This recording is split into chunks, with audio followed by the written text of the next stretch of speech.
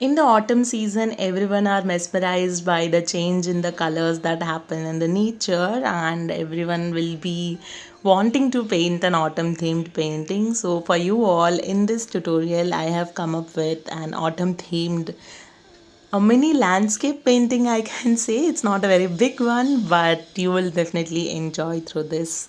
If you are new here, I am Baleshwari and I go by the handle Ishwari Art here on YouTube as well as on Instagram. You can check my works regularly over both of these platforms. Additionally, I have a Skillshare class where you can learn full length videos and tutorials. I should not say tutorials, actually, full length classes are there on my Skillshare platform. I'll leave the link for all these below. You can check out and avail 1 month free trial of Skillshare as well. So the painting has already started. So I am making some clouds of yellows. I am using cadmium yellow here and a bit of Indian yellow here and there. For adding the values, I have chosen oranges and burnt umber or any kind of brown shade you can add at your end. And this is not completely wet on wet, but we are trying to maintain the consistency of water and paint, not making it too watery and flowy, but just enough for us to work and blend with our brush. As you can see, I am using my brush itself to blend, which means I am doing a bit of controlled strokes rather than putting pigment on a very watery substance where we will wet the entire background.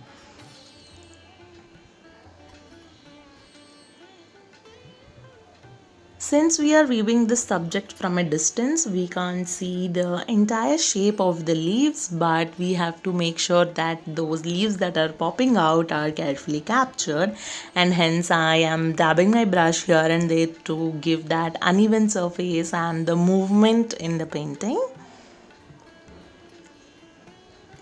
Different tones I am blending in together. As you can see, the first yellow that I have added has become a background bunch, and later to that is kind of the forward bunches of the branches that are there, so that you can depict based on the tonal values of the colors that you are adding, be it yellows, oranges or browns. In a while we'll be completing adding these elements to the tree, and then we'll be going ahead to paint the foreground of the subject, and later come back and paint the branches for this beautiful tree that we are painting. If you are staying with me till here and if you are enjoying the process, make sure to subscribe to my channel. If you have already subscribed, thank you so much. If not, I would request you to subscribe to my channel. Each subscribe counts, and I'll promise you to bring new tutorials every week with new themes, along with a lot of tips and tricks that I'll be covering during the process of painting. Now coming back, I have done the foreground with Indian yellow and a bit of green, added the pine tree background and adding a flowy background because I didn't had a sky here. So I am just trying to create that light and shadow effect, as top is completely light because of the light in the sky, and in the bottom a bit of texture I am giving so that it looks like there is something going on in the background. So to give that kind of movement, I am doing this wash.